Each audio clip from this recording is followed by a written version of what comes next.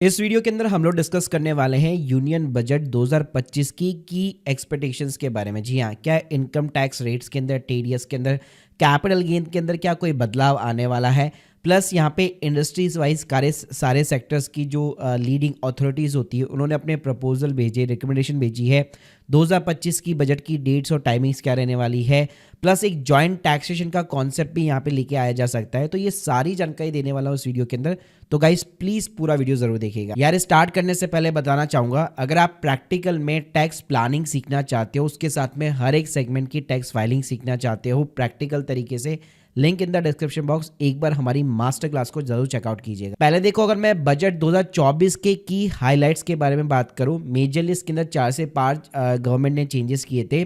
एक तो income tax की जो न्यू टैक्स रिजीम थी उसके अंदर स्लैब रेट के अंदर चेंजेस किए थे। 17,500 रुपए की टैक्स रिबेट यहाँ पे प्रोवाइड की थी, यानी 7 लाख रुपए तक कोई भी आपका टैक्स नहीं लगने वाला।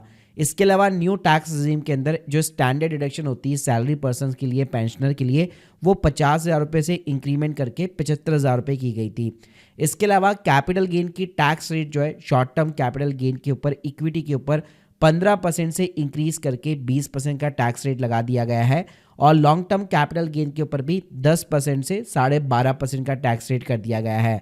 इसके अलावा फैमिली पेंशन की जो डिडक्शन थी वो यहाँ पे जो है पहले 15,000 रुपये हुआ करती थी, उसको भी इंक्रीज करके इन्होंने 25,000 रुपये किया था। और मेटल हो गया, गोल्ड हो गया, सिल्वर, लिथियम और जो कैंसर मेडिसिन होती है उसके ऊपर कस्टम ड्यूटी को यहाँ पे रिड्यूस किया गया था। तो ये सारे चेंजेस भाई बजट 2024 के अंदर इंप्लीमेंट किए गए थे, जो कि हमारे फाइनेंशियल ईयर 24 और 25 के ऊपर लागू है, यानी 31 मार्च 2025 तक ये लागू रहेंगे। अब बजट जो 2025 यहाँ पे अनाउंस होने वाला है, 1 फरवरी 2025 को अनाउंस होगा, सुबह 11 बजे अनाउंस होगा। ये इसकी ऑफिशियल वेबसाइट है जहाँ पे आप चेकआउट कर सकते हैं डॉक्यूमेंट्स वगैरह। और कल भी यहाँ पे सैटरडे को भी स्टॉक मार्केट यहाँ पे बेसिकली ओपन रहेगा। अब यहाँ पे ये जो बजट 2025 जो यहाँ पे एप्लीकेबल होगा वो 1 अप्रैल 2025 से लेकर 31 मार्च 2026 तक के लिए एप्लीकेबल होगा। अब देखो इसके अंदर क्या क्या की एक्सपेक्टेशंस है जो यहाँ पे इंडस्ट्री ने यहाँ पे रिकमेंडेशन भेजी है। पहले तो यहाँ पे जो national real estate development council है उन्होंने भाई एक प्रपोजल भेजा है हाउसिंग लोन के इंटरेस्ट की डिडक्शन को लेकर। जी हाँ, तो देखो कई सालों से डिडक्शन जो है इंटरेस्ट की केवल 2 लाख रुपए चली आ रही है, और अब तो भाई अगर आप 30 लाख का भी नॉर्मल सा लोन लेते हो 9% के इंटरेस्ट रेट के ऊपर, 2 लाख रुपए तो आपका इंटरेस्ट आराम से यहाँ पे निकल जाता है। तो भाई यहाँ पे इन्होंने बोला है कि इस 2 लाख की डिडक्शन को इंक्रीज करके 5 लाख रुपए किया जाए, और ओल्ड टैक्स रिजिम के साथ में भाई हाउसिंग लोन की न्यू टैक्स रिजिम में भी भाई डिडक्शन मिलनी चाहिए। इसके अलावा भाई म्यूचुअल फंड की जो इंडस्ट्री का जो लीडर होता है एमएफआई, उन्होंने भी यहाँ पे जो है डेट फंड को लेकर यहाँ पे रिकमेंडेशन भेजे हैं कि बजट 2023 के अंदर गवर्नमेंट ने क्या किया था, जो डेट म्यूचुअल फंड होते उसके अंदर पहले इंडेक्सेशन के बेनिफिट मिला करते थे, उन्होंने उसको भाई रिमूव कर दिया, जिसकी वजह से अब डेट फंड के अंदर इन्वेस्टमेंट कम हो चुकी है। तो यहाँ पे वापस जो है रीस्टोर करने के लिए बोला गया है कि भाई डेट फंड के अंदर यहाँ पे इंडेक्सेशन के बेनिफिट को रीस्टोर किया जाना चाहिए। इसके अलावा भाई आईसीएआई जो कि चार्टेड अकाउंट का इंस्टीट्यूट होता है, उन्होंने एक प्रपोजल भेजा है जॉइंट टैक्सेशन को लेकर फॉर द मैरिड कपल। जी हाँ, और ये वाला जो कॉन्सेप्ट होता है वो यूएसए और यूके के अंदर तो ऑलरेडी एग्जिस्ट करता है। तो यहाँ पे सिंपल सा फंडा ये है कि जब आप अपनी आईटीआर फाइल करते हो तो या तो आप इंडिविजुअली जो भी आपकी टैक्स स्लैब होती है उसके अकॉर्डिंग आप टैक्स पे कर दो, लेकिन अगर आप एक मैरिड पर्सन हो, दोनों हस्बैंड और वाइफ दोनों अर्न करते हैं, तो यहाँ पे आप जॉइंट टैक्सेशन के अंदर जा सकते हो और दोनों की कंबाइंड आईटीआर फिलअप कर सकते हो, जिसके अंदर 6 लाख रुपए तक आपका कोई टैक्स नहीं लगने वाला। यानी आपकी जो बेसिक एमिशन लिमिट होती है वो भी यहाँ पे ऑलमोस्ट डबल हो चुकी है, और स्लैब रेट के अकॉर्डिंग भी अगर आप चलोगे तो यहाँ पे आपको काफ़ी ज़्यादा बेनिफिट मिलेगा।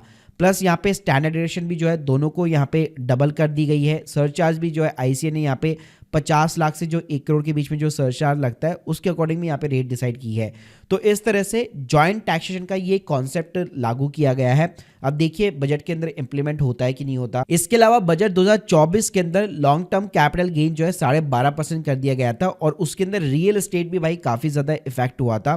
तो यहाँ पे इंडेक्सेशन का जो बेनिफिट था बाद में गवर्नमेंट ने जरूर रिस्टोर कर दिया, लेकिन अभी भी जो है दोनों तरीके से कैलकुलेशन होती है। तो यहाँ पे गवर्नमेंट को थोड़ी सी क्लैरिफिकेशन देनी पड़ेगी कि भाई भाई थोड़ा से जो इंडेक्सेशन के बेनिफिट है उसको रिस्टोर कर दिया जाए। इसके अलावा जो ऑटोमोबाइल सेक्टर्स है उसके अंदर भाई जीएसटी के अंदर भी बहुत पंगा हुआ था। अगर आप गाड़ी बेचते हो तो वहाँ पे भी आपको जीएसटी पे करना पड़ रहा था। प्लस जो टैक्स रेट होती थी वो हाइब्रिड व्हीकल मतलब अलग अलग क्लासिफिकेशन के अंदर है, तो भाई इसको यहाँ पे सिंप्लीफाई किया जाना चाहिए। इसके अलावा जो लोग एफ&ओ ट्रेडर होते हैं, इंट्राडे ट्रेडर्स होते हैं या इक्विटी जो ट्रेडिंग वगैरह करते हैं, तो उनको एक अच्छा खासा एसटीटी अमाउंट भाई गवर्नमेंट को पे करना पड़ता है। तो यहाँ पे प्रपोजल भेजा गया है जो ब्रोकर्स है उनके थ्रू भी कि भाई इस एसटीटी को यहाँ पे जहाँ तक हो या तो कम किया जाए या फिर एक तरह से भाई रिमूव किया जाए। इसके अलावा हेल्थ इंश्योरेंस के ऊपर जीएसटी रिमूवल की काफी टाइम से यहाँ पे बात चली आ रही है। तो भाई ये थे सारे के सारे मेजर एक्सपेक्टेशन जो है गवर्नमेंट से इस वाले बजट के अंदर। बाकी कितनी चीजें इंप्लीमेंट होती हो तो कल ही पता लगेगा, और बजट से रिलेटेड सारी चीजें आपको हमारे चैनल पे लाइव देखने को मिल जाएगी। तो प्लीज सब्सक्राइब आवर चैनल। बाकी अगर आप लोग की कोई भी डाउट्स वगैरह है तो कमेंट बॉक्स के अंदर जरूर बताइए, और आप लोग की क्या एक्सपेक्टेशन है गवर्नमेंट से वो भी कमेंट बॉक्स के अंदर जरूर बताइएगा। Thank you guys, thank you very much.